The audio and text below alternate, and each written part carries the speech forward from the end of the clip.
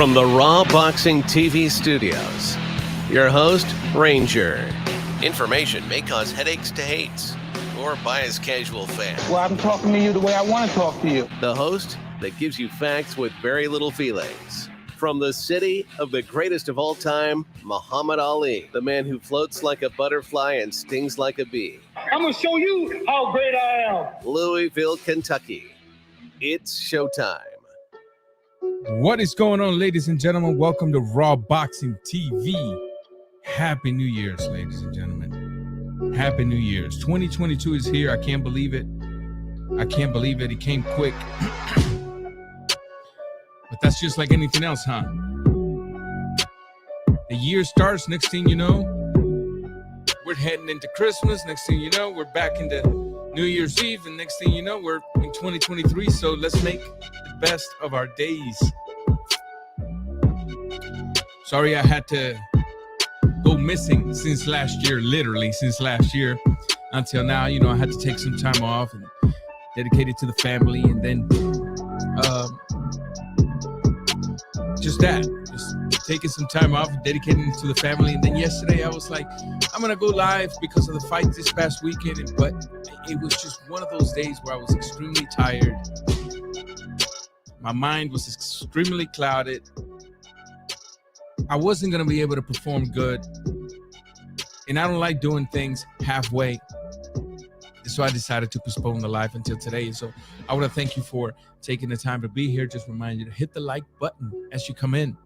And if you don't mind, grab the link to this live stream and drop it in your social media platform, whether it be Twitter, whether it be Facebook, or whether it be in your community in YouTube. We'll allow a few minutes for some people to join us, and we can get this live stream going. In the meantime, man, it's been pretty good for me. I hope everything's been doing all right for you guys at the beginning of the year, although it's still pretty soon, just 3 days into the New Year's. I hope we can all fulfill at least 10% of whatever our resolutions were. Because you know how people are. We say, you know, for this new year, you know, we're gonna promise I'll be a better version of me. And we don't do it. Or I promise to lose weight, and then we don't do it. I promise to whatever, and we don't do it. So I hope that we fulfill at least some of our resolutions. And so I'll tell you what, let's go ahead and get started. I probably won't be here long. I'm pretty sure you guys have already heard everything in regards to this fight that you could possibly hear from other channels, but I will give you my point of view, my take in it. And then that'll be all she wrote for tonight. Hopefully this week I could come back and perform with other videos. I'm pretty sure I will. There's a few things popping that, quite frankly, need to be talked about in the sport of boxing. And so I'm pretty sure I'll be coming up with either a video or another live stream this week. But this past weekend of boxing was pretty decent. Of course, some of the cards, or at least this whole entire card, to a lot of people wasn't pay-per-view worthy. And to be honest with you guys, I agree. I agree with a lot of what's being said out there. I'll say that the PVC and Al Heyman and them are oversaturating the term pay-per-view. We already went over some of that in our live, in our previous live, on our last live of the last year. And to be quite frankly, this pay-per-view where Frank Sanchez, main opponent, got COVID. They got a new opponent in the last minute. Pay-per-view prices did not drop, nor will they change. And you're going to have to excuse my little kid is here today. Well, he's always here, but he's here in the next, close to me today. So you might hear him in the background. A little more noise than the usual. But I have to kind of agree with a lot of the people that are saying that the PBC and Al Heyman are oversaturating the whole pay-per-view deal. They're money hungry. And, I cannot blame them. I cannot blame them up to a certain level. From the business standpoint, they're trying to make some of the money they've been losing. That's right, ladies and gentlemen. They've been losing some money.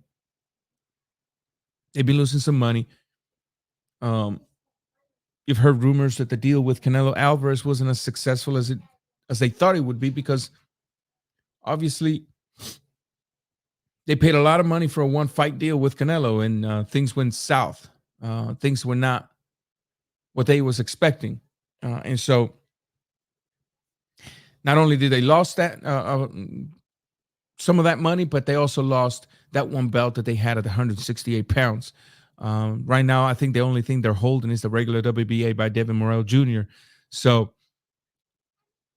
yeah, this fight, unfortunately, none of these fights were pay-per-view worthy. And I agree. Now, again, I'm in a bit of a pickle here, because as a Cuban, I want to see Cuban fighters succeed. And this was predominantly a Cuban fighter card. But the time was just not the right time. Time is what really dictates a lot of our agendas. And if you can read the times, you might be doing the right thing at the wrong time. And in this case, in my opinion, that was the case. This was not the right time to put Frank Sanchez in a pay-per-view card as the main event nor co-main event. This was not the right time to put King Kong Ortiz as a pay-per-view holder. But they did anyway. Now, the pay-per-view numbers, y'all know how that goes. Pay-per-view numbers are very mysterious. We can never seem to get it right. I wouldn't be surprised if they come out and tell us that, this pay-per-view did great. They did 200,000 sales. And to be quite honest, guys, I'm not going to believe them. Now, don't get me wrong. The quality of fighters was very decent. Y'all saw the Cuban versus Cuban heavyweight in Miami, Brusan versus Pero. Hell of a fight, hell of an action-packed fight.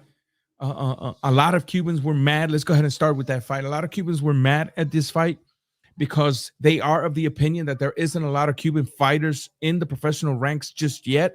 So therefore, it's not fair to put them to go against each other just yet. Let's let them build each other up, and then later on in the future, possibly make a mega fight, if possible, with his fighters. Instead, the promotional company saw it fit to just go ahead and get these two in a clash where you saw the more seasoned, and then when I mean seasoned, I mean been working with the pros a little longer. Sparring with the pros a little longer. You saw the more seasoned pro fighter in Mr. Pero defeat Mr. Brusan, who, in my opinion, very young, holds a future for sure. These two heavyweights went at it. It was a back and forward, very tactical, but at the same time, sometimes the technique was set aside and it was more like, let's go at it. And obviously, Pero won. And you must say, what does the future hold for Giovanni Brusan with a defeat early in his career? Well, there's a few ways to look at this. And obviously, somebody had to lose this fight. You don't often or always get a draw. But I believe there's more positive that came out of this for both of the fighters' careers than negatives. And the reason I say that is because the way both fighters performed, although one of them was not the victor, although one of them lost, the way they performed, the way that they fought was such a crowd-pleasing fight, was such a right person pleasing fight. What do I mean by right person pleasing fight?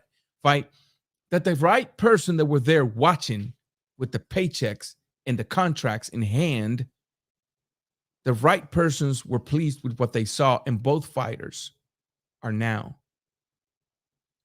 liked by people like Al Heyman. Now, keep it in mind that these fighters are with very small promotional companies right now, and they need a bigger name. They need a bigger name to push them out there. And in this case, and you're going to have to excuse me, I'm still a little tired. And in this case, I believe that at least just to get started, I believe Al Heyman would do a good job. I believe Al Heyman will do a good job. So be on the lookout for Pero. Pero is Pero. They're gonna push to move Pero up pretty quick here. Pretty quick. They're gonna push to move him up. And hopefully within the next year or so, you'll start seeing more of him out there in the more fights to come. I believe one of his promoters, which is Luis de Cuba Sr., said that it's time to start putting him in the way towards a title. So to look out for the fights that will be positioning him for a title eliminator and then possibly a title shot.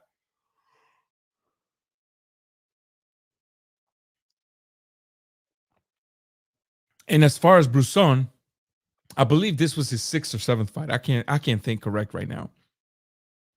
And I believe this was his 6th or 7th fight. As far as Brusson, he's still, as I like to call it, the analogy I like to use is he's still a dough, a fresh dough that you can squeeze and shape it in whichever way you want him to go. And he's still very young. I think he's only like 23 or 24 years of age. So be on the lookout for these guys. Be on the lookout for a good career. If they remain disciplined, which that is the biggest struggle I always have with the Cuban fighters. And I don't have to go into a lot of details. I believe if you've been following the tracks of my previous videos when I talk about Cuban fighters, you will get what I'm saying. But if I can see disciplined fighters in these two young fighters, if I can see them staying away from the nightlife, if I can see them staying away from the drama, if I can see them staying away from the baby mamas, and if I can see them staying away from all of that, if I can basically see them becoming slaves to their craft, slaves to the gym, then my hopes towards a bigger, more famous, more productive career when it comes to them, then my hopes will be more optimistic, so we should say. And I'm hoping that at least Brusson, being in Vegas, under the lights of Ismael Salas, although he could not work this corner, I hope that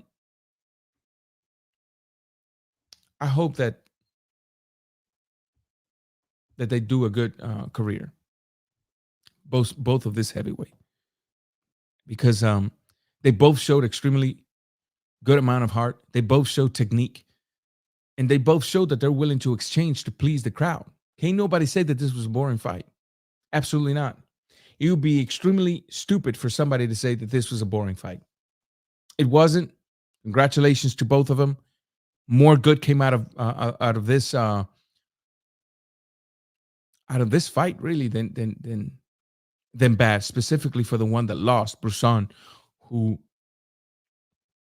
the Fox Network, PBC, Al Heyman, they were extremely pleased with this fighter to the point that they told Luis de Cubas, I need those fighters signing a contract immediately, both of them. So from what we heard, PBC, Al Heyman, they're going to go ahead and keep both of these fighters on their roster. Dimitar Todorowski, what is going on, my brother? Haven't seen you in a minute. Happy New Year's. I hope everything going well for you. Moving on to another fight, was pretty interesting, was Mr. Coffee versus Rice. Yeah, last time they fought, Coffee came on top, and Rice made it a point to come back and put some hands on Mr. Coffee, and boy, did he do that. Timing was key. Managing distance was key.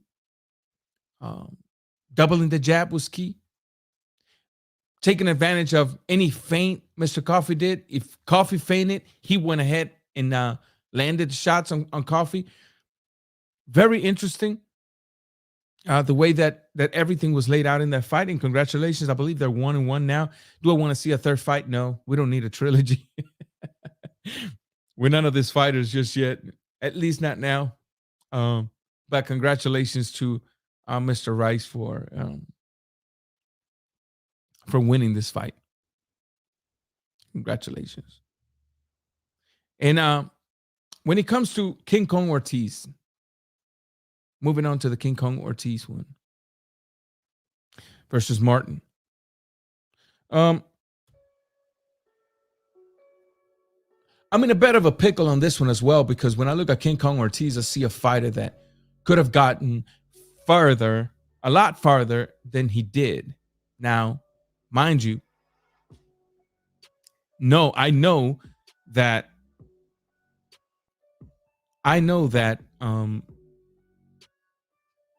he went up against Wilder. Yes, he was schooling Wilder in both fights, but Wilder has the eliminator, and that is the right hand. That is the power hand. I know that. I know that had it not been for that, he probably would have been world champion. But guess what?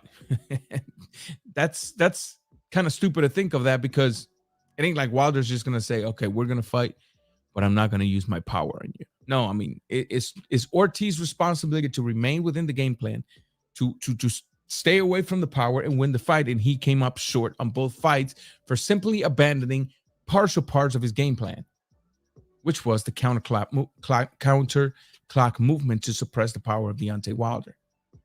And the minute he stopped, the minute he became stationary, especially in the second fight, boom, boom, here came the eliminator and took him out.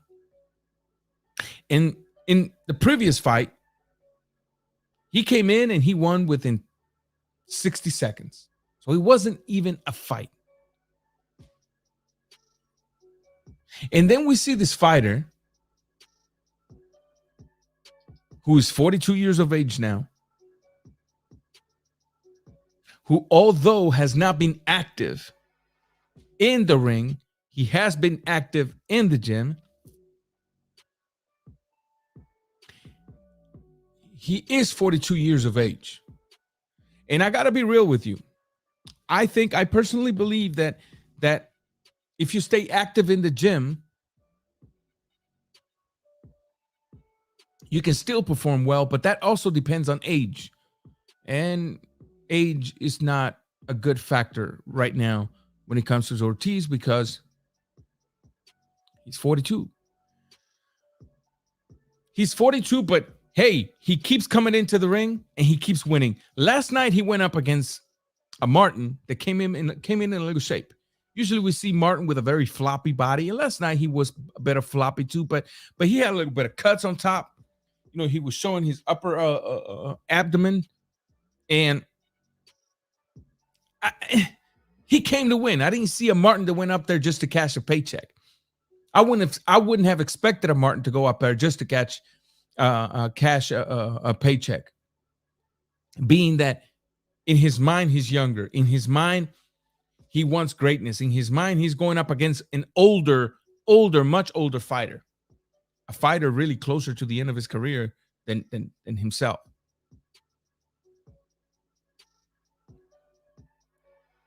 But we have to give Ortiz credit, because fighting at this age, if you really think about it, fighting at this age hasn't been done by a lot of fighters. It's been done by Hopkins, Foreman. It's been done by a few more fighters, but it's not something you see on the day-to-day basis. I believe Shannon Briggs is still fighting, except he's not televised as much as he used to be, because obviously it's other times. But Shannon Briggs is still doing his thing out there, and not exhibition, actual professional record counting fights. But in the case of Ortiz, you can't, you might say, well, he was out of the ring for like 9 months. No, but you can say that he was actually out of the ring for a lot longer than that, because if you come into the ring and you fight and your fight only lasts 60 seconds,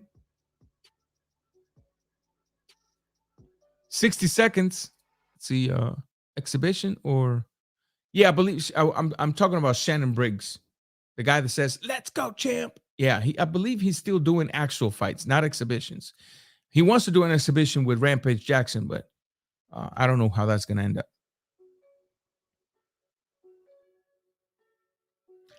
In the case of Ortiz,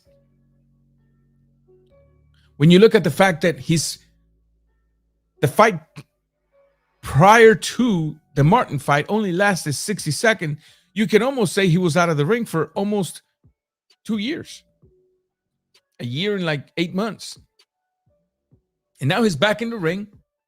And I got to tell you, fight starts, pretty decent fight. End of the first round.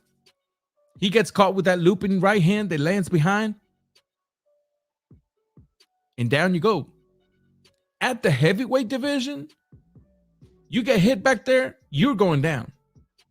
Your balance is going to be knocked out. Your equilibrium is gone. You're going down. And then second round starts and you see Ortiz come out of the seat, and he's going to work. He's applying the pressure. He's landing the cleaner shots.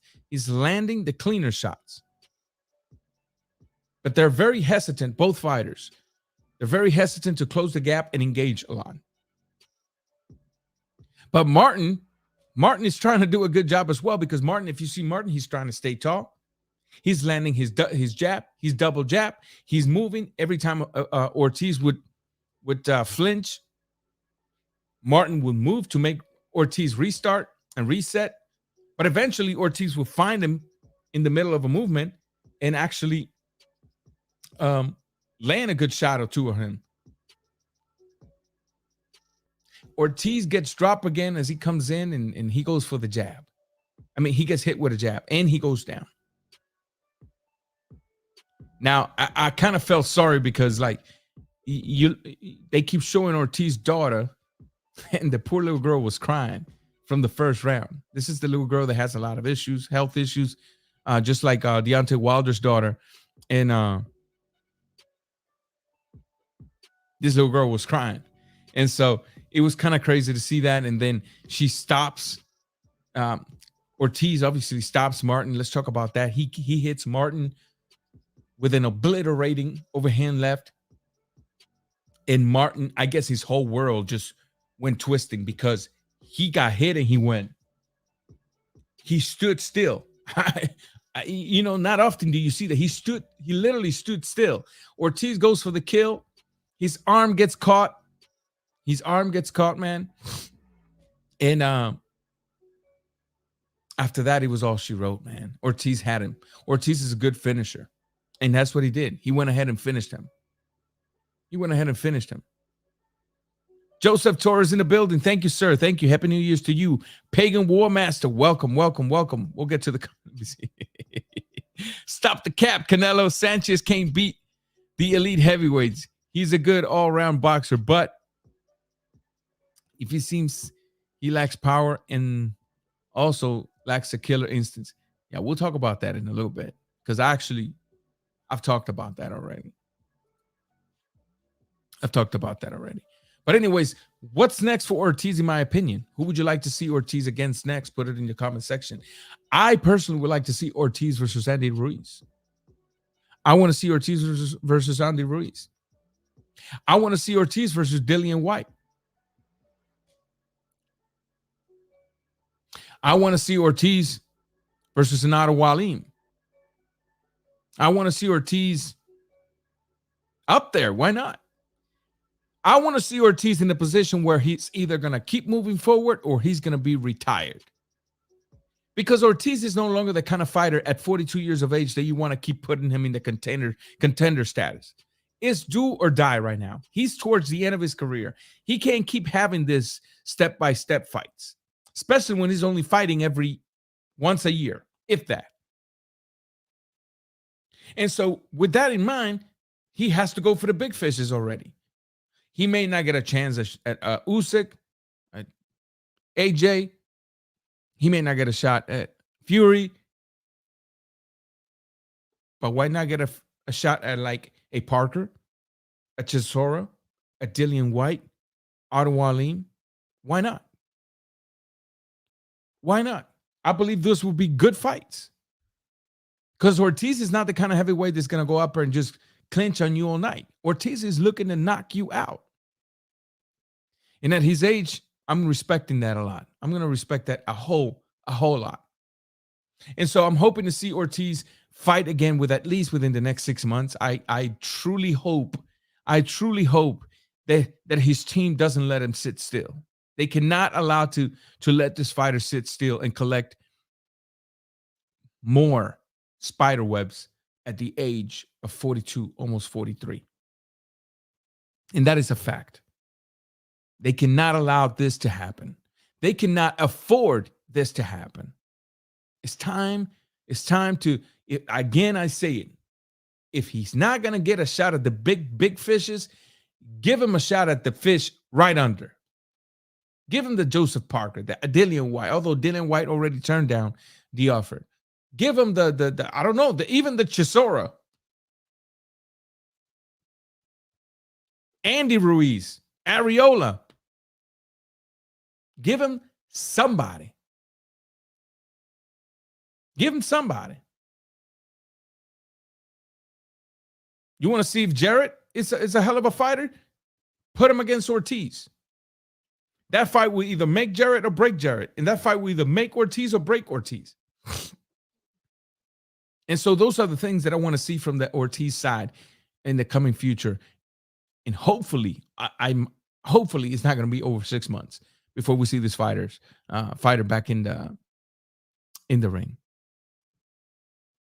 I'm truly hoping that this doesn't happen, because 42, almost 43, and next thing you know, 43 and 44 right at the door, and the age just keeps coming and keeps coming and keeps coming.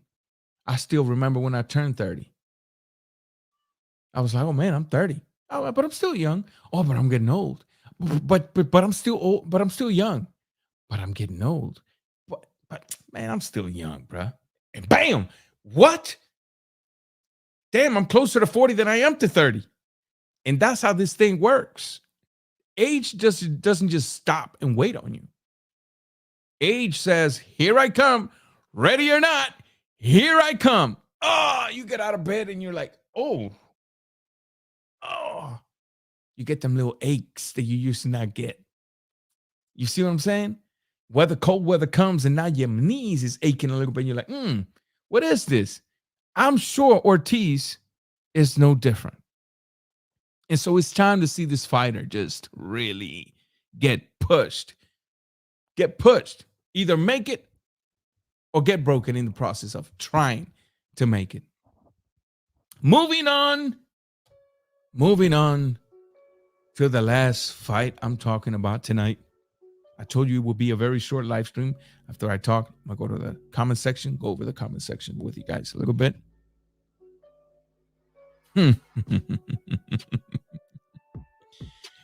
Baby. Mr. Canelo Alvarez, in an interview, said that Mr. Frank Sanchez could beat every elite. I'm paraphrasing here. Every elite heavyweight. And look, I know Frank Sanchez is a hell of a technician. I wouldn't be surprised if he gets in there, and he probably does do that.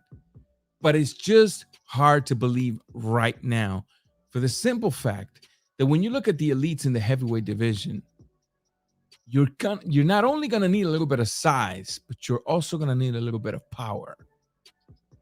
And unfortunately, my man Frank Sanchez is lacking in the power division. As I said in my last live stream with Ismael Salas when we were talking about him, and I don't know if we said this in the live or after the show, but he is a very small heavyweight. And I believe I mentioned to him I would like to see, really, quite frankly, I'd like to see Frank Sanchez take over the Bridger weight. If the Bridger weight's going to be a thing, if it's going to be a legitimate weight division, if it's going to start being recognized, I would like to see Frank Sanchez take over that division, make something of himself, step back into the heavyweight division. And I believe a fight between him and Usyk would be a great fight. Stylistically speaking, both are boxers. Usyk is not that tall. It's not. Usyk is not that tall. It will be a nice chess match between Usyk and Frank Sanchez. But I do not believe right now that Frank Sanchez can beat the likes of an AJ. Although, if Frank Sanchez decides to shoot that right hand, we might get an AJ that freezes like a deer on a headlight. And we just don't know what might happen. But I don't see small little Frank Sanchez handling the 270 pounds on top of him of Tyson Fury. I don't see Frank Sanchez skipping and then closing such a large distance to hit a Tyson Fury. I'm not talking about skills here. I'm talking about physical attributes. Because skills, can't nobody deny that Frank Sanchez is a hell of a counterpuncher. He can move. He can use the ring. He knows how to close the gap. But against fighters of what size? When you're trying to close the gap with quickness, Tyson Fury is also a very fast fighter. Tyson Fury is another fighter that knows how to use his legs as well. Right? And if you close the gap being smaller than Tyson Fury, I can't expect Tyson Fury to just let you close the gap and go to work at ease. You're going to see Tyson Fury clinching and leaning on you. And now you got to deal with a guy that's 270 pounds.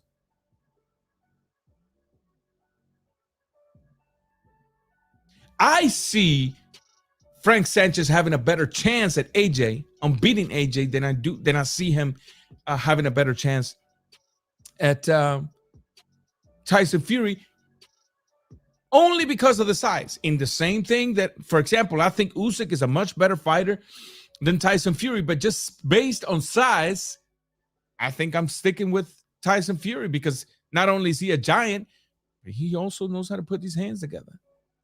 He has a very educated jab. He likes using the ring. He's moving side to side constantly. If you close the gap, he's going to clinch on you. He's going to lean on you. Welcome to the heavyweights. Welcome to boxing. For all of those of you that are constantly trying to make excuses for your fighter for losing, well, look how he's leaning on. Welcome to professional boxing. I give Sanchez a lot of credit, and I think Sanchez will make it far in the heavyweight division. But as long as Tyson Fury is in this weight division active, I don't see it. I don't see him capturing everything up there. And why do I say Tyson Fury? Because he's the tallest. The other heavyweights, Frank Sanchez can manage to, possibly outbox him. He may not get the decision because we already know how things are. But possibly, I could see him outboxing. Because when you look at Frank Sanchez fighting, what does he do? He can jab. He can fight mid-range or long range. He knows how to bob and weave. Pretty decent defensive game. Pretty decent. He knows how to use his legs. He throws combination. He's very active working to the body, but he's lacking two important things in the heavyweight division: size and power. If you can just eliminate the guys with the bigger size, like a Tyson Fury that moves extremely well, that moves like a small heavyweight, I see Frank Sanchez being extremely successful against a much stiffer AJ. I see Frank Sanchez by simply moving and suppressing AJ. I don't see Frank Sanchez defeating all of the elites, though. I see him beating Parker, for example. I see him beating Chisora. Maybe an Ottawa Lean. But I would like to see him against Usyk. Why not? I think Usyk is not a big heavyweight either. A lot of people are going by Usyk or like, oh my gosh, you see how big he is on that picture and that video when on Bob Aaron's birthday when Tyson Fury was there. They don't realize that Usyk was on top of a platform. And that's what he looked like, almost dead even with Tyson Fury. Usyk is not that big. In fact, Usyk is not one of the, he's considered a small heavyweight. And Usyk doesn't have the destructive power so far in the heavyweight division. But what he does have, I see Frank Sanchez having a lot of success against a Joe Joyce, against the Daniel Dubois. I think a good fight between this guy from New York, Jarrett, and Frank Sanchez will be a hell of a fight as well. So there's a lot of potential for a lot of good fights there. But when Canelo says, I need you guys to understand, when Canelo says nobody's beating this guy, is Canelo using his powerful voice to support and give credit to his stablemate. And you know what? I would have done the same thing. You would have done the same thing. I mean, the fact that Canelo took time to go to Miami, to go to Florida and support this card, that says a lot. That says a lot. That says that he's very interested on seeing his stablemate be successful. And so, we also have to understand the promotional tricks here. The let me say what I need to say to put my man in the right position kind of thing. If we cannot understand that and separate that from reality, and you're literally taking this as a factual thing, it's something that he truly believes, something that's set in stone, that you seriously have issues. And you are very emotional right now. So I think, in my opinion, that Sanchez will be very successful. How successful? It all depends on who's up there. It all depends on who's up there. It all depends how they manage his career. Because I tell you what, I just can't see him be defeating Tyson Fury right now, or never, based on those two things. Size, and the fact that the man is not only a giant, but he moves really, really well. Really, really well. Now, a lot of people are like, oh, his fight was boring. Yeah, he's not a power puncher. Oh, his fight was boring. He was fighting a freaking sack of potato that could take a mule kick to the face. Y'all seen that German guy? You ain't gonna drop that dude. Hell no, you're not gonna drop that dude. And I believe it was a short notice as well, too. So who knows? Who knows? But I do see Frank Sanchez having a lot of success. I want Luis King Kong Ortiz to be put up there in the burner now, not 1 year from now. He's 42. Time's running. Now I need to see Ortiz versus Ruiz, Ortiz versus White, Ortiz versus Ottawa Lim, Ortiz versus Jarrett, Ortiz versus whoever. I need Ortiz to be up there now before time runs out. Pero is going to be a good heavyweight. Brusson is going to be a hell of a heavyweight. I believe Brusson has a better future in the heavyweights division than Pero does. But it's time. Time is what we need. Management is what we need. And so, ladies and gentlemen, with that, I have concluded what I have to say. Let's go ahead and hit the comments.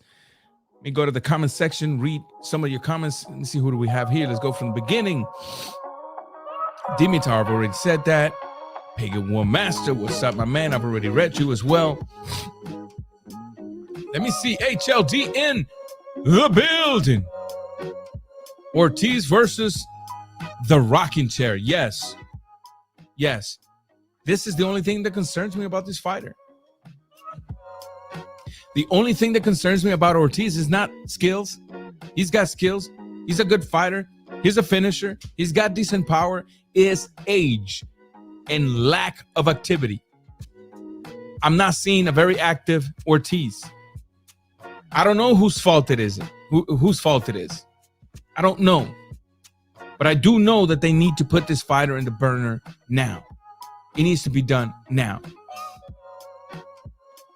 It needs to be done now. Ortiz versus Wilder 3? Nah. To be honest, it doesn't catch my attention. Ortiz would like to have that. And I can see why, from a financial standpoint, that will put some money in his pocket. He also claims that, he's got that little bug in him. But no, it doesn't catch my attention. If it doesn't catch my attention, I'm sure it's not going to catch nobody else's attention when it comes to this fight. Look, He got knocked out twice. We got to give Deontay Wilder the credit. He got knocked out. That's it. He truly did. He truly did. I heard Ortiz versus Dervick. Is that a thing? I haven't heard anything, so I can't confirm that. Slider and Count, what's up, my brother? Welcome to the building. Welcome to the live stream. Thank you for being here. Guys, remember to hit the thumbs up as you guys come in, just to get this video out there. Even out there, I'm done with the live stream so people can see it. Ortiz versus Wallin is a good fight too. Yeah, I agree. Ortiz versus Wallin. Ortiz versus Chisora. That will make for an action-packed fight. Because we already know Chisora. You know, imagine that in England, Chisora, Ortiz.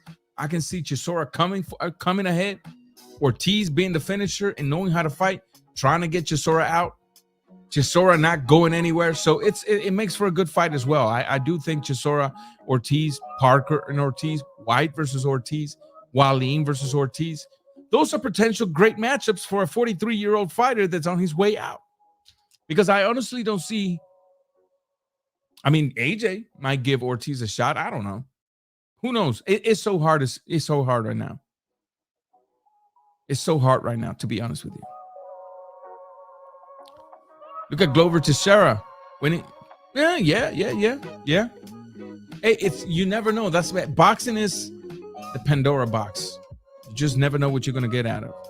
Yeah, I think Glover is in his 40. Correct. Let's see. HLD. If Sanchez had the dog in him that Ortiz has, he would be an elite problem. But unfortunately, he fights like a gentle giant. Those are things that's going to have to be polished in the ring. I mean, I believe that the team that he's with is going to have to get the dog out of him. You know, it's one of the frustrations I have with Morrell Jr. They still got too much of a gentleman left in them. They have to be a dog in there. They have to be a dog. But I understand as well, they're cautious fighters looking for the counter. You know, it's you know, we'll see what happens. We'll see what happens over the next few years. Ray Cuban TV, what's up, my brother? Everybody go subscribe to the brother if you want to see some legit classic boxers, video box, boxers from the past. He has very good videos, guys. Go to his channel, subscribe, let him know I sent you, and enjoy some of the videos he's got. You're gonna take a trip into the past and look at this great fighters go at it.